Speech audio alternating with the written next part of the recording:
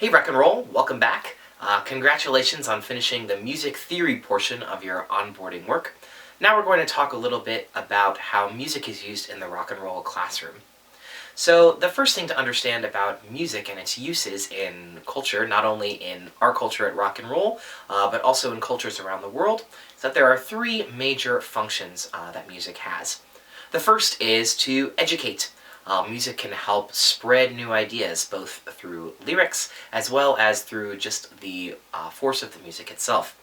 Cultures around the world have been using music to spread ideas about spirituality, about history, about behavior, as well as many, many other things I'm sure you can imagine.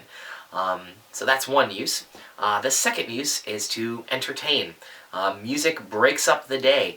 It helps to spark new ideas and re-energize you or soothe you. It has a lot of different purposes. And the last way that music can be talked about in a broader cultural way is to unite people.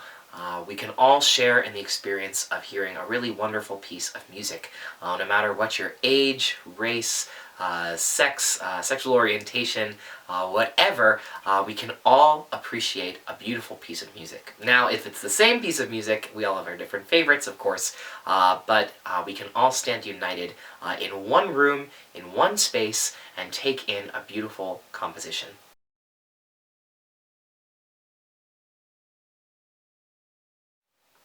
Every rock and roll classroom is equipped with an iPad, as well as some really great high-quality speakers.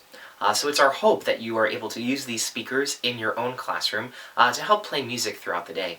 So here are some guidelines for how you should use your iPad to play music and sparse out your musical selections over the course of the school day. The prime tool that we use at Rock and Roll Daycare for music is Spotify. This is an amazing app that has an enormous library of music from all over the world that is right at your disposal. So every classroom has its own Spotify account. You can see the music director to find out what your login information is. Most of the iPads should be already set up, so you should be good to go to use Spotify. Now, to use the app, you can search for the music that you want to play, as well as add it to playlists. If you look, when you highlight the selected track that you want to use, you can see a circle that has 3 dots next to it. Now click on that circle with the 3 dots, and you'll see a little menu pop up, and you can add the song to a playlist.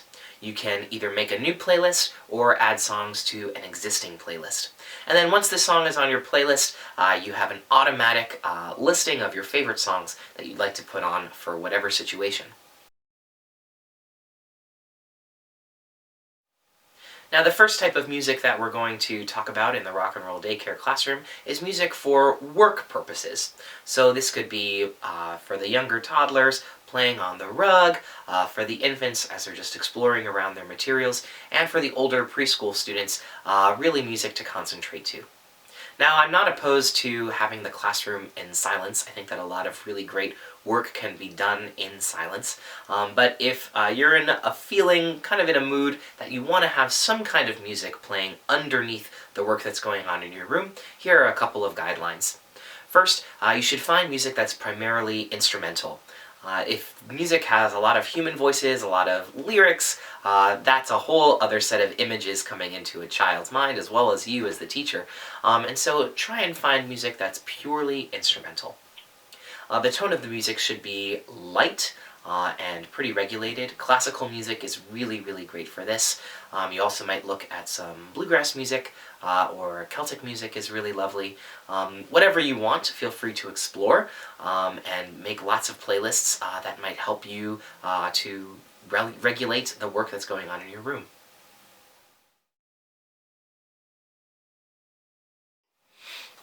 The next kind of music that you can play in your classroom is music during nap time. Now, this is pretty intuitive in terms of what kind of music you want to find.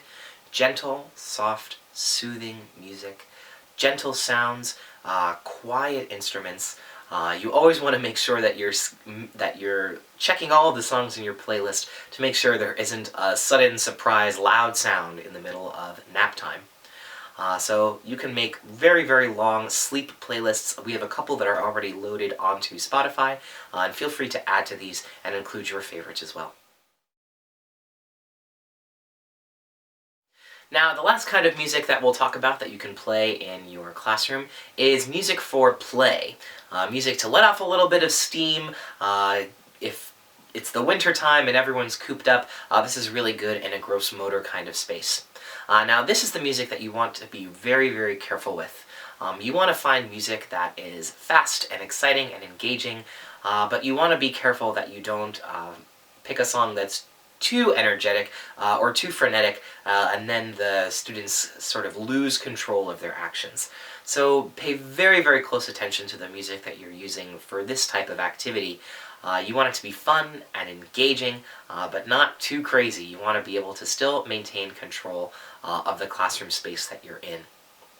So to review, we have music for work, for sleep, and for play. There's a lot of other situations that you can find yourself in that might require certain music to be played in the classroom, but these are the three primary ones, so we encourage you to be careful in your selection. The music that you're playing in your classroom is a reflection of your own musical home base. Which artists, genres, instruments you feel most attuned to that you would have on your own personal music collection anyway. This is a great resource to be able to share with the children in your classroom.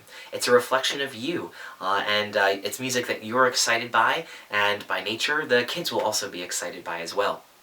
Now, something to consider, though, is that we do have this incredibly large library from Spotify that's filled with amazing music from lots of different cultures, genres, time periods, all sorts of things. So we want to encourage you, in addition to using your own musical home base, to use this as an opportunity to expand your own knowledge of music. Try out different artists, listen to the music of other cultures, try and hear a music from a different time period, maybe classical music or jazz music, or music that you hadn't really thought to hear before. So it can be something that you can work on yourself in your own professional development, understanding and learning more about the music that's available free through this app.